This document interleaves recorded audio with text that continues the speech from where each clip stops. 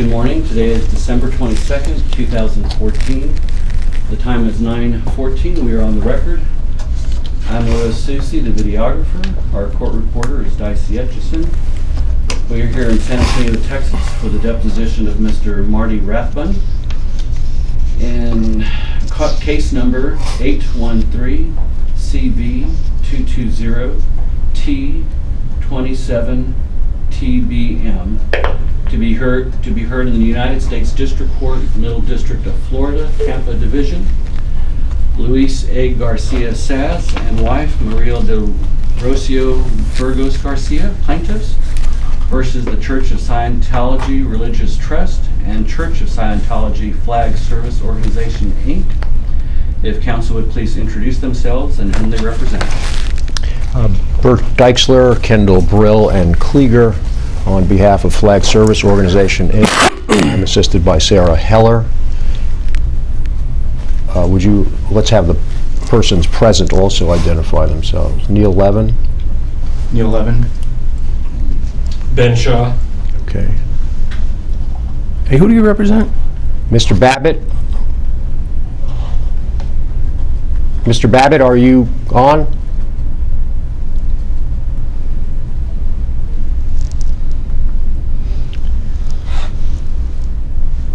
Mr. Babbitt? Well, I'm told that Ted Babbitt is representing the plaintiffs in the case. He was on the phone. I can't tell whether he's still on or not. We had no response. I think it's time, however, for us to proceed. Can we begin by swearing the witness? Would you raise your right hand, sir? Do you solemnly swear the testimony you're about to give will be the truth, the whole truth, and nothing but the truth? I do. Thank you. Good morning, Mr. Rathbun. Mr. Rathbun, do you understand your testimony today is under oath and subject to the penalty of perjury? Yes. How did you prepare for your testimony? First, I'm going to clear something up for the record. My name is Mark. Hello. My name is Mark Rathbun. M-A-R-K, not Marty. Hello. Marty is a nickname. Hello. Yes, hello. Hi. The videographer's voice trailed off and then went blank. So I'm back. Okay, we had introductions. Is this Mr. Babbitt again? It is. Okay, so Mr. Rathbun has just been sworn, and my question to him was, how have you prepared for your testimony? And he's about to answer. You're up to date. Okay, let's just hang on just a minute, please. I need a number that I can call in case this happens again. And I was given the videographer's number, but when I called, the line was busy. So if you could ask the videographer, please, to whatever he's doing to his phone, clear it so that in case this happens again, I can notify you that I'm off the line. Mr. Babbitt, this is Louis, the videographer. I believe my phone should be working, sir, and I do have it available. Okay, I just called you when it went blank and it's busy. All right, well, we'll hope for no further interruptions, and all will be well. Mr. Rathbun? Is CSI a party in this case? Yes. Tell me, if you will... She said no. Tell me... She said no. It doesn't matter. Mr. Rathbun, It does matter because you have the legal executor for the Church of Scientology International sitting to your left, who also attends all of the hearings and depositions in my wife's lawsuit with that entity. Sure. So, who is here representing? About whom are you speaking, Mr. Levin? Mr. Levin. Mr. Yeah. Levin is representing the ship, which is a party to the case. So let's So proceed. I can't hear you guys. I know you're talking to each other, but I'd appreciate it if you'd either move the mic or talk a little louder.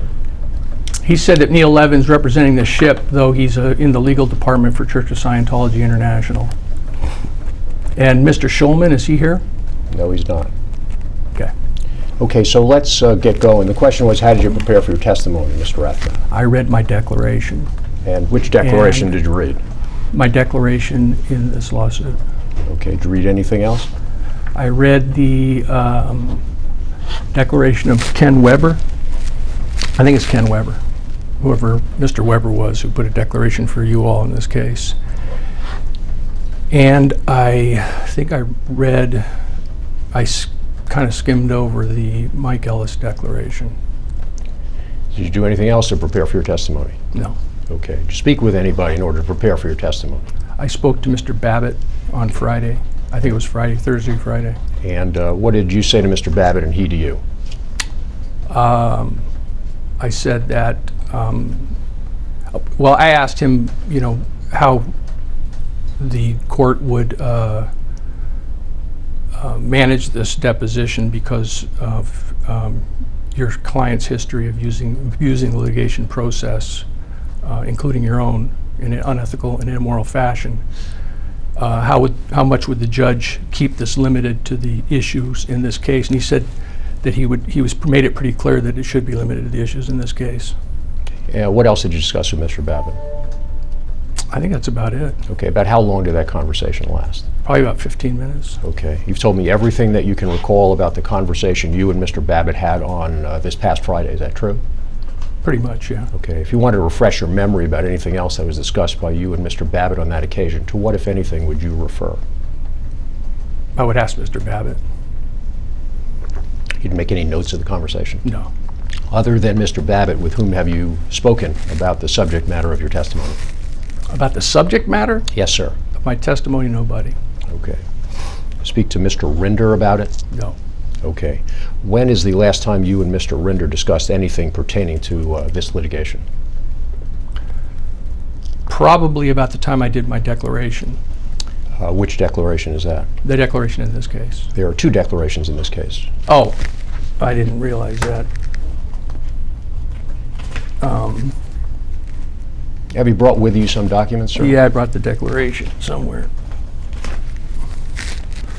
That's the Weber Declaration.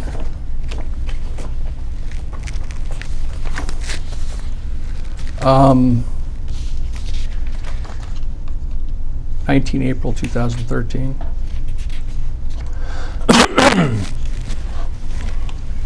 The declaration which you refer to as having reviewed and which you have now in front of you is dated April 2013? Yes? Let me, if I might, just take a look at it just to make sure we're on the same page. This is a document that appears to have been executed the 19th of April 2013 in Bulverde, Texas. Are we discussing the same document? Correct. Okay. And this was a document that you prepared, correct? Yes. Okay. Let me ask you, sir, do you agree with the notion that the fundamental precept of the Church of Scientology is that honesty is a critical element of an ethical life? Absolutely not. You don't agree with that? No. Do you ever represent that to anybody? Yeah, I did in a declaration. Okay. For Scientology. And today you don't Now you're believe... going to have to speak up. I can barely hear you. Put the mic closer to you. Can you hear me better now? Yes, much better. Okay. And did you believe that it was critical to maintain the highest level of ethical behavior and to be completely honest in order to do well in life and to set an example for others? Me? Yes, sir. Yeah. Okay. You still believe that to be true? Yeah. Did you believe that during the time you were a member of the Church of Scientology? Yeah. How are you presently employed? I buy and sell used material. I write. That's pretty much what I do now. You buy and sell used material. What kind of used material? The furniture. Anything else? Furniture's the main thing, but I go to auctions. I go to estate sales. I sell them. When I find a good bargain, I resell it. Anything else? No. Okay. And what about your writing? What kind of writing do you do? Written 3 books on Scientology. Yeah. And from time to time, I do writing assignments with online writing assignment deals where they pay you by the assignment. I see. Are you employed by the media? No. Are you a freelancer for the media? No. Do you write articles about the Church of Scientology? I haven't in some time. You regard yourself as a critic of the Church of Scientology? No. Regard yourself as an enemy of the Church of Scientology? No. Regard yourself as an enemy of David Miscavige? No. Is that somebody you dislike? Not necessarily. Is that somebody you publicly criticized?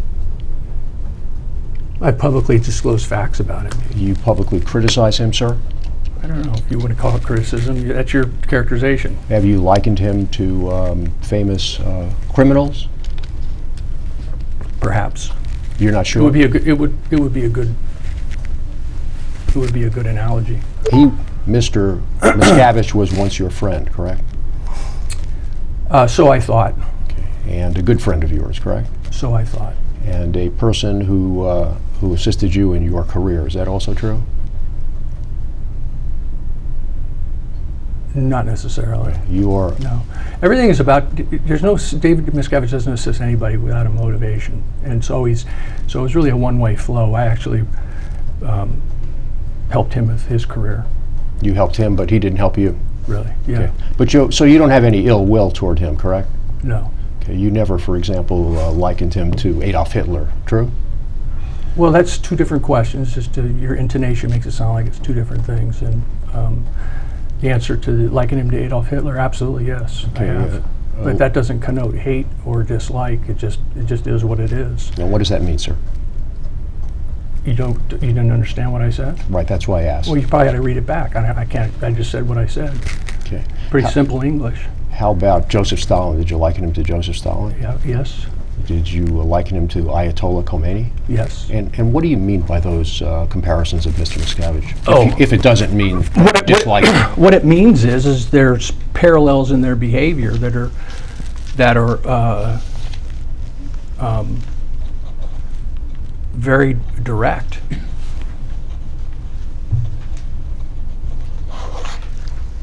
When did you observe that Mr. Miscavige was to be likened to Adolf Hitler? When did I what now? Can you repeat that question? Sure. Madam Reporter, would you please read the question to the witness? Question, when did you observe that Mr. Miscavige was to be likened to Adolf Hitler?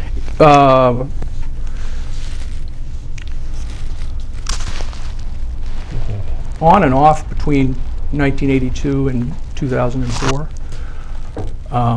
More intensively between 2000 and 2004, and even more intensively in 2003 and 2004. Would it be fair to say that during many of the times that you were with the Church of Scientology that you enjoyed your position? I enjoyed my position? Yes, sir. I suppose so, yeah. And you believed yourself to be among the leaders of the Church of Scientology? Correct. And there came a time when you were subject to discipline by the Church of Scientology. Is that true? Incorrect. Never disciplined by the Church of Scientology? I don't know. Maybe not. Okay. Let me try to get a sense of when you were with the Church of Scientology, when you left, and the like. Could you tell me briefly when you became a member of the Church of Scientology? It was probably in September 1977. Okay. And when did you cease being a member of the Church of Scientology? Second week of December 2004, I would say. Okay. And during this period from 1977 to 2004, tell us, if you will, briefly what positions you held.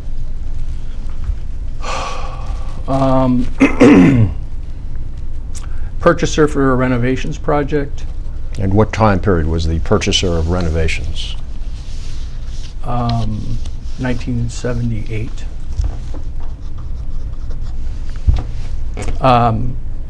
I worked in L. Ron Hubbard external communication after that from 79 to 81. And tell me what your responsibilities were when you were working for L. Ron Hubbard external communications, sir. Responsibilities were to handle the communications to and from Hubbard's secret locations in such a fashion that he couldn't be tracked by process servers or the FBI or the media, or actually even any Scientologists, anybody. Did you ever speak to Mr. Hubbard? No. Did you ever receive a writing from Mr. I wasn't Hubbard? done with my answer, but so, I mean. Did you ever receive a writing from Mr. Hubbard? What was that, Ted? Let him finish his answer, please. I thought he had. He said he didn't. I didn't. And that then morphed into doing the same thing for the Commodore's Messenger Org and its Watchdog Committee, which ostensibly took over management functions, or was attempting to take over management functions for L. Ron Hubbard, and to distance him from the unlawful activities of the Guardian's office and his wife. Have you completed your answer? Yes. Okay. Did you ever, you never spoke to Mr. Hubbard, is that correct? That is correct. You never spoke to him in person, on the phone, or in any other fashion, is that true? That's correct. Did you ever receive a writing from Mr. Hubbard directed to you, sir? Yes. Okay. On how many occasions? I think twice. Okay. What was the first time that Mr. Hubbard wrote something directed to you? It was in 1978, late in, I think December or November, maybe even October. And he was instructing me to check out a particular type of paint to be used on the initial wave of renovations on what has now become the international headquarters of Scientology in Hemet, California. Any other topic covered by the communication in writing from Mr. Hubbard to you other than the type of paint? I think he wrote to me, but I can't be sure, but I think he wrote to me when I was at Author Services, when I worked directly for him in the early 80s, welcoming me to post at Author Services. So 1978 you had a communication with him in writing that you've described, and in 1980 you had a communication with him, you believe, welcoming you to your post at Author Services. Is that right? Correct. Other than those two written communications, have you ever communicated with Mr. Hubbard in writing or orally? No. Oh, I have not communicated. He hasn't communicated to me. I participated in many communications that went to him. You transmitted communications to him? I participated in many communications that were transmitted to him. And how did you participate, sir?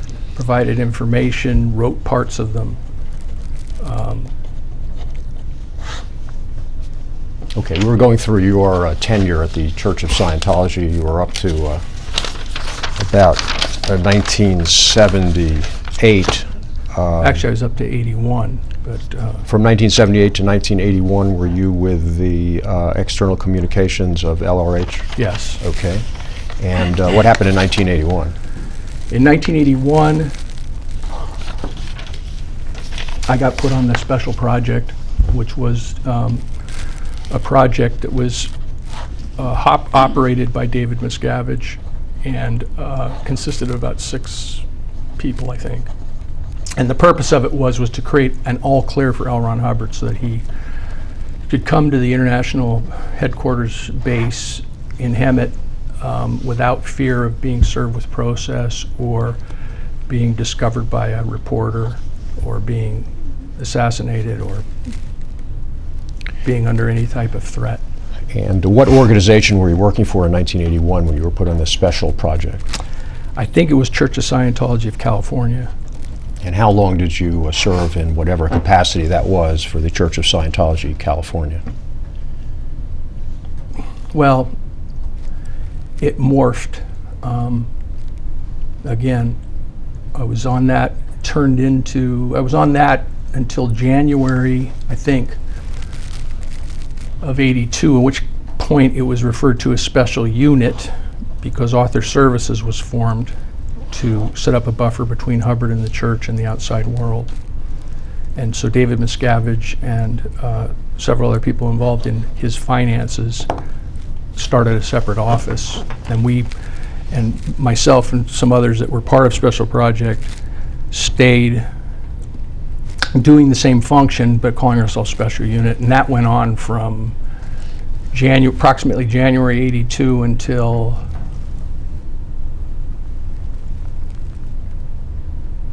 May of 84. Okay. And so from January 82 till May of 84, you worked on what you described as the special project pertaining to the all clear for Mr. Hubbard. Is that correct? Yeah, but we called it Special Unit from January forward And then we also, it was morphing too, so it was sort of, I mean, we were recreating the Office of we created the Office of Special Affairs, and it had a couple of different versions before we settled on that name in that period. And so, I don't know, I think sometimes I represented myself as the head of the legal department of the Church of Scientology, either of California or international, because we created a new corporation to try to shed the liabilities of the mother church. See, you're the head of the legal department. Are you a lawyer, sir? No. Do you have any training, go to law school? No? Graduate from college? No. When did you become the head of the legal department? Well, I just told you, it morphed over time. For all intents and purposes, really, January '82. So January Pardon me? January 1982, you became the head of the legal department of one organization associated with the Church of Scientology. Not really. I became the top person concerning legal and litigation and intelligence and PR for all of Scientology as of approximately January of 1982. I see. Tell me what your responsibilities were in connection with the legal litigation duties that you had as the head of legal affairs. Well, it was primarily it was to get L. Ron Hubbard the all clear, and it was to dispense with, see to the end of 2 outstanding grand juries that were looking into his connection to criminal activity, one in Tampa and one in New York, and to get rid of about 3 dozen lawsuits that either named him or were part of this group of suits that did name him. That was duty number 1. That was always the top priority. Duty number 2 was to create this new organization to try to shed the legacy of the Guardian's Office, which had been the previous legal department, whose leaders had gone to jail, including L. Ron Hubbard's wife, Mary Sue Hubbard, for acts they had committed in harassing opponents. That was the second priority. And then 3 was to ferret out people who were in Scientology that had been Guardian's Office members, who might, by the fact of remaining on staff within OSA and going with that transition, might create liability, either legal liability or PR liability in the future. So it was ferreting out, and Miscavige called it disbanding the Guardian's Office. And those were the 3 major objectives of that job. Okay, and that was consumed your time fully during the time period from when you assumed the position until when? Until May of 1984. Okay. And what happened in May of 1984? I got assigned to be the legal executive of Author Services Incorporated, which was L. Ron Hubbard's personal organization. And did Author Services maintain and exploit Mr. Hubbard's trademarks in his fiction work? I don't know about his trademarks. I think he assigned those to RTC to exploit, for the Church of Scientology to exploit, monitored by RTC. Although anything involving L. Ron Hubbard, again, these things morph. So you know, and it's difficult to pin it down, and it's that way by design. It's to keep everybody confused. You were trying to confuse people during the time? Not me. L. Ron Hubbard was. I see. And David Miscavige as his direct agent, and I was working for David Miscavige and L. Ron Hubbard. Mr. Miscavige was your superior? You know, effectively, Between January 1982 and when I left, he pretty much was my superior. Pretty much? What do you mean by pretty much? What I mean, again, because there's always this sleight of hand going on with the way the organization, it seems to have this very established permanency, to its structure and everything, but it just doesn't operate that way.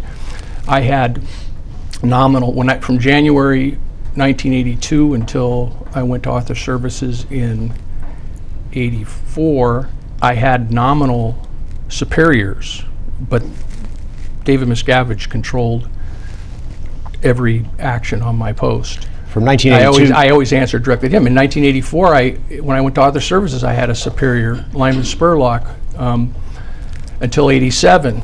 That period, I was there from May 84 until March of 87.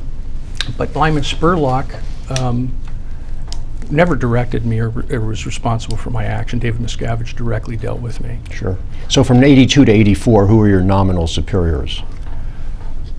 Oh, God. Larry Brennan was for a while. Becky Hay was for a while, Hay.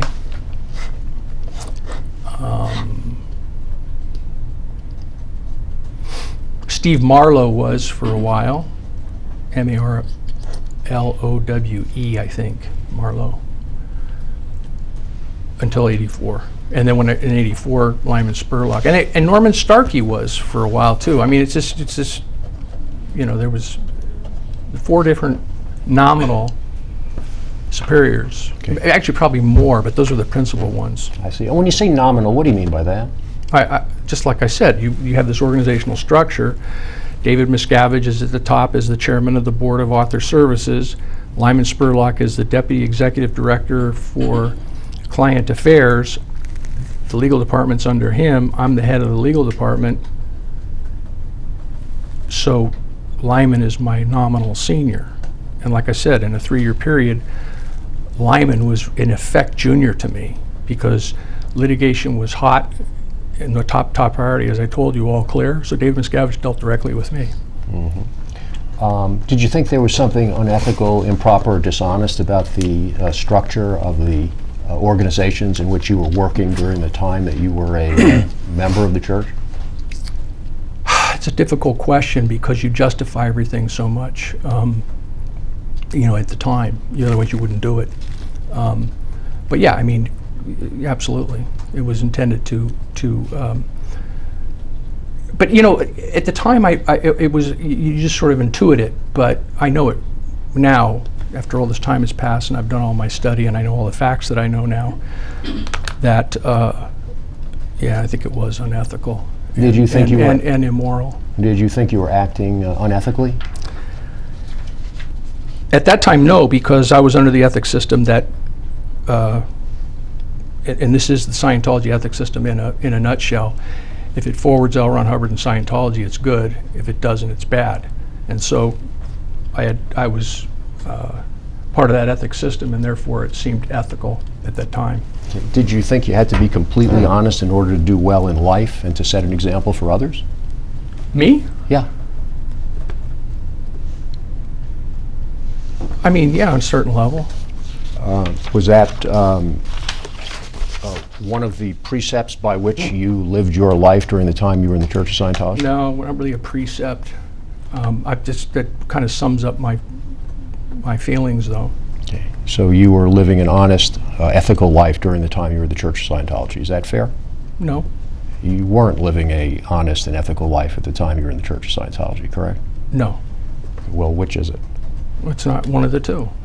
Explain to me what your view is. You're not listening to of me. your honesty. I don't think you're really listening to me, because I just told you that at the time, and I'll repeat it again, at the time it seemed ethical because I was abiding by the Scientology ethics system.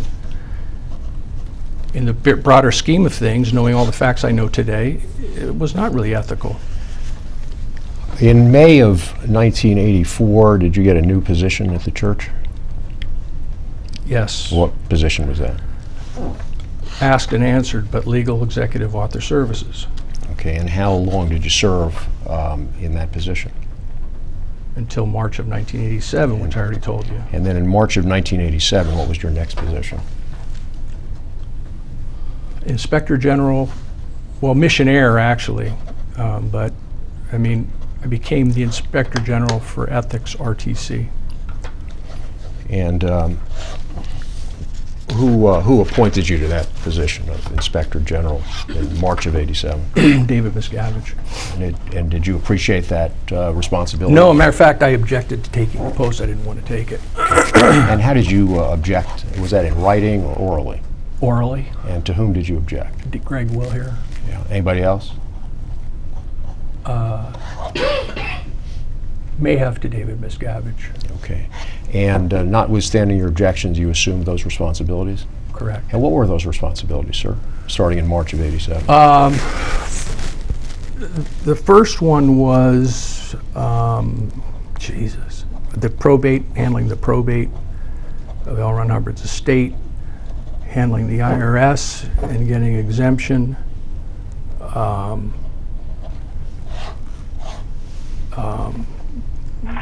manning up the Office of Special Affairs Network, which handles all their legal intelligence and public relations, manning up ethics officers,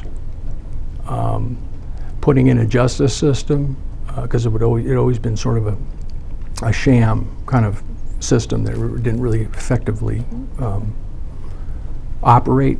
In between '87 and approximately '92, while I was on that post, there was some semblance of operation, a justice system within the church.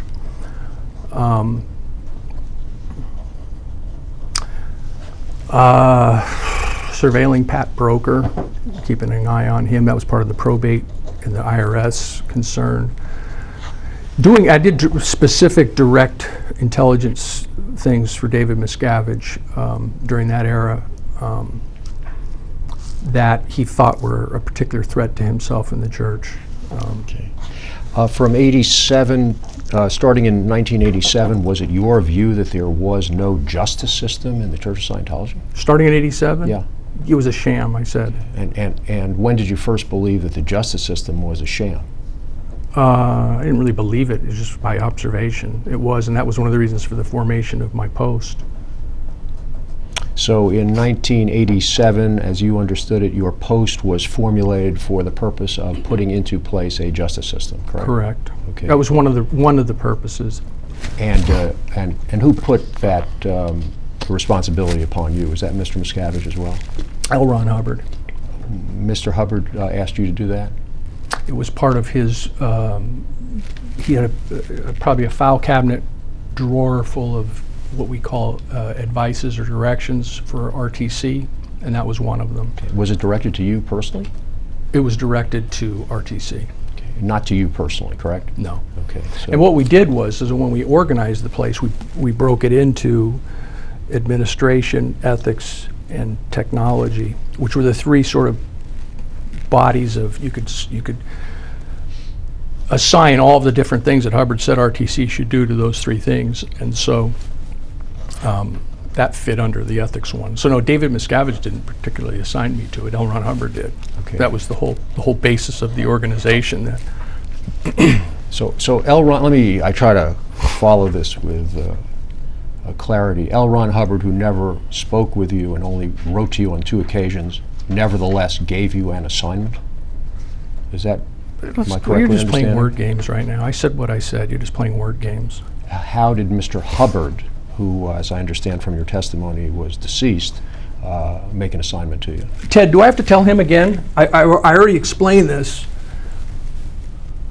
Yeah, you guys are talking too fast. I interposed an objection just a moment ago about the repetitive nature, but I can't instruct you what you can do. Okay. Answer the question, please.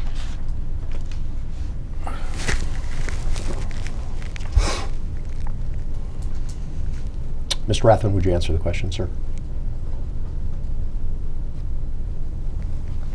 Madam Reporter, would you read the question to the witness?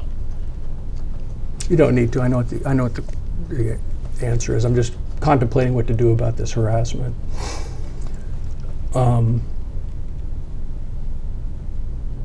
I'll humor you for a little longer. L. Ron Hubbard wrote a file cabinet drawer, approximately, full of written communications as to what RTC was to do. They broke down into 3 particular categories which have significance in Scientology: ethics, administration, and technology. The ones that had to do with the field of ethics got put under the Inspector General for Ethics. Who put them under the Inspector General for L. ethics? Ron Hubbard. Okay. From 87 to 92, you served in this position of Inspector General?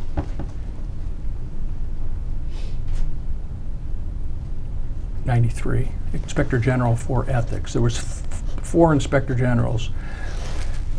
David Miscavige was the chairman of the board, and that title was chosen to give him sort of a quote-unquote arm's length from the day-to-day activity, although he always micromanaged all of the posts I'm about to tell you about. Then there was an Inspector General who was supposed to be the head of RTC, which was Greg Will here. Then there was an Inspector General for Ethics, which was me, an Inspector General for Administration, which was Mark Yeager, and an Inspector General for Technology, which was Ray Midoff, who nominally answered to Greg Will here as the Inspector General, who answered to David Miscavige, who was the chairman of the board. But it didn't really operate that way. That's how it was organized. In what happened in 1993 that brought to an end your role as the Inspector General of Ethics? Well,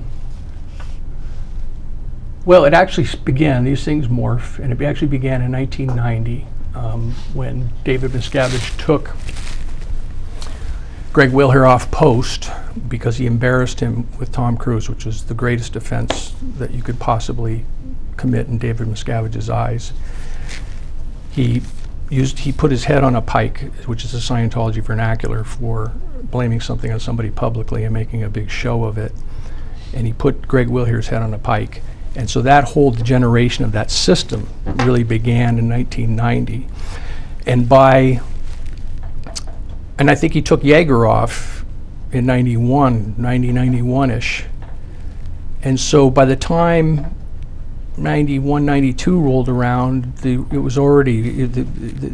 thing had sort of been torpedoed by David Miscavige, the whole structure. And so by that time, he was into this constant, we got to reorganize. And we had one organization for 3 years, and he was in a constant reorganization. And so it was difficult to say who was on what post. Did you leave the church in 1993? Yes, Yeah. When was that? 1993. When in 1993, sir? In Asked and answered objection. October or November, And how long were you gone? 9 days. And your reason for leaving? I have the letter. The reason for leaving was a recognition that David Miscavige was a complete narcissistic, psychotic personality that had absolute control, and that Scientology really, for him, was all about him, really. And that there was really nothing within my power I could do based on the way the whole system was set up to really change that. And so you left for 9 days in October and November of '93, but you came back? Yeah, as a matter of fact, my wife and Greg Will here, the Inspector General I referred to, were sent to my father's bed. He was dying of cancer in Southern California, and they went directly there and just basically held a vigil at his bed so that to win him over, to get me to talk to her and him, to Greg and Ann, who was my former wife. And they kept begging me to come back. So every time I called in, one of the reasons I left too was because I did want to spend some time with my father before he passed away, because he was chronic. And so Miscavige effectively handled that by just setting up a vigil at his bed. But I was going back east to see an old friend, and to get some distance from them, and to get my head clear. And I was riding my motorcycle, and ironically, what wasn't but 4 or 5 blocks from here, I stayed at the Days Inn just down the street on Houston Street here in San Antonio. And I called in home, and Greg Will here picked up the phone, and spoke to me for probably 2 hours, begging me to talk to David Miscavige, who he said was distraught, crying, beside himself in shame for the way he had acted, and begged me to speak to him because he was really worried about Dave. And really, out of sympathy and compassion, I took the phone call. Okay, so let me just understand this. You had formed the opinion as of the time you picked up the phone that Mr. Miscavige was psychotic, correct? Pardon me? As of the time you picked up the phone to have a phone call with Mr. Miscavige that you're about to relate, you had formed the judgment that he was psychotic, right? I left because he was acting in a psychotic, narcissistic fashion. And that was your view of Mr. Miscavige at the time, correct? 6 days earlier. And I had rode down my motorcycle in sub-50-degree weather all the way across the country from Los Angeles to here over 6 days. Yeah, 6 days earlier. That was one of the reasons why I was leaving. Okay. And you still hold that view of him? He's psychotic, narcissistic, No. Hitlerian? No, You don't? I don't still, no. You've changed your view of him? It changes and evolves all the time. I see. What's Yeah. your current view of Mr. Miscavige then? Well, let's go back to 93. Well, I was focused on the current, so I'll move to No, strike you your didn't. answer You as went. No, non-responsive. I'll move What to is strike your cur- question because you start. What is your You're current- sending me way back to 93, and then you're trying to put words in my mouth, and I don't adopt them, and now you're trying to play word games. But you said he's this, and you said that. You want to hear the story? Then sit back and hear the story. Mr. Rathbun, actually, what we're going to do is do it in a question-answer form. This is a proceeding that's in federal court. And we're What playing has by this those got to rules, do sir. with the refund policy of the church? What's this discovery supposed to be about? Would you tell me, sir, today whether it is fair to say that you have the view that Mr. Miscavige is psychotic and narcissistic? I'm not done with my previous answer. Please answer my question, sir. That was the question. I'm that was not done pending. with the previous answer. Or are you refusing to answer this question? I'm not done with the previous answer. Finish his answer. Would you let him finish his answer? Then you can ask him the question. That's the way it's supposed to be. Please answer my question, sir. See, I think there's a different purpose for all this. Well, this will answer your question, I suppose, but you better get comfortable because I'm going to bring it from 93 up to the present because you're trying to whipsaw me and say because you thought something in 93 that is inconsistent because you didn't think it after 6 days on a motorcycle. After 6 days on a motorcycle and having been under the influence of Scientology, which that entire time you're trained to always look to yourself. What's wrong with you? And so that's sort of a constant, nonstop meditation that's going on during that entire period.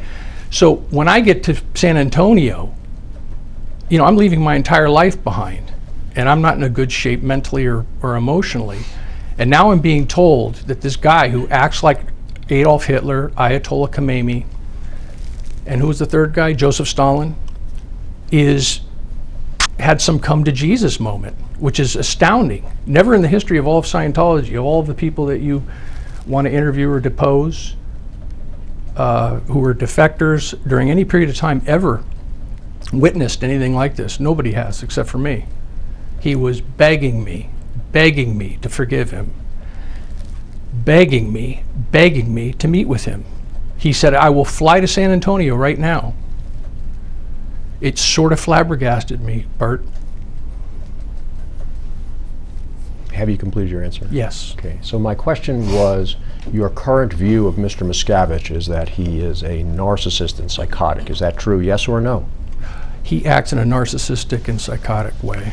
Let me For sure. I mean, spending $50 million to try to destroy me and my family, I think that's pretty psychotic. Let me mark as exhibit numbered 1 a multi-page, 10-page handwritten document. Ask you to take a look at it, and first I'm going to ask you whether that is your handwriting, sir. Yes. And is this a letter that you wrote on or about November 30th, I have to 1993? I'd have to read it. Why don't you take a moment and review that document, and I will ask you a few questions about it. Yeah, I don't have that document. You haven't provided it for me before the deposition, so let's just take a break and let's fax it to me, and then we'll... Actually, Mr. Babbitt, I was thinking, because it's handwritten and difficult to read, that I'm going to have Mr. Rathbun read the document into the record so we'll all understand his handwriting. I'm not going to do that. That's what I intend to have Mr. Rathbun do. Then I intend not to do it, Ted. It's just completely frolic and detour intended to harass. Has nothing to do with any issue in this case. You'll have to read the letter, or I guess we could call the judge. I guess so. Let's do it. All right.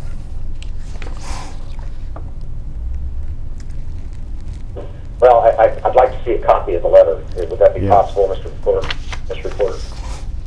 So let me call your attention, since you're... I was talking. I wasn't finished. Oh, I'm sorry. Question. You know, I'm not quite sure how you can see a copy of the letter. I don't know whether documents have been produced. We have these magic machines. They're called scanners. They can send in an email, or we can fax them. It's a modern, convenience that we have, and I think that can be done. Yeah, and at an appropriate time, we'll, I guess, if it hasn't been produced, and I have no opinion one way or the other, I guess it can be produced.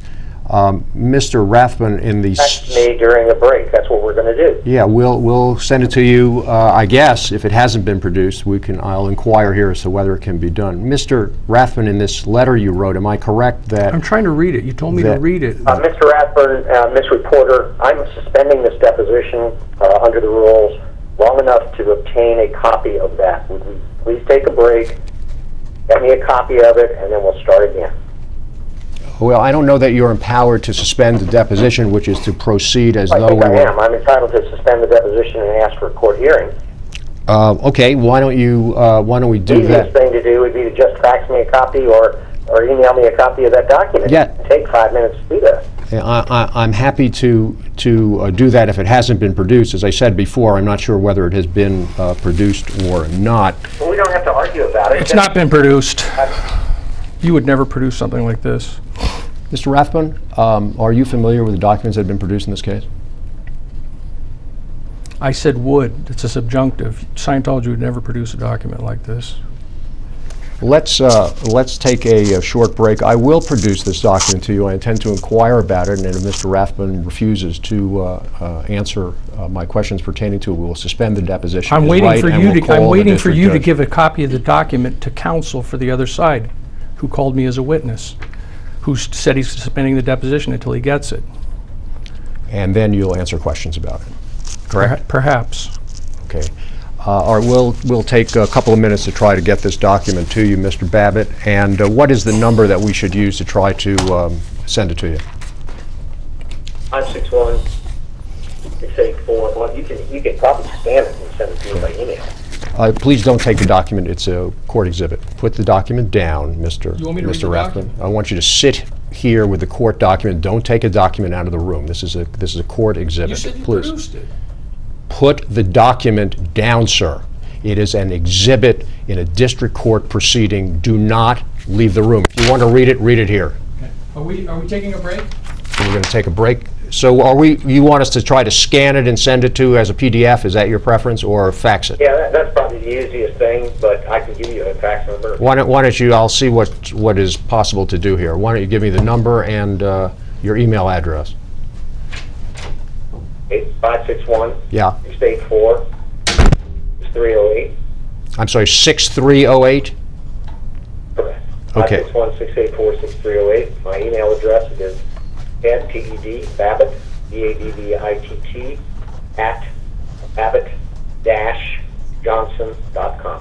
Okay, let's see which of those two ways we can get it to you, and we'll take 5 minutes off the record. The record should reflect that Mr. Rathbun has completely walked out of the room after throwing Exhibit 1 on the table.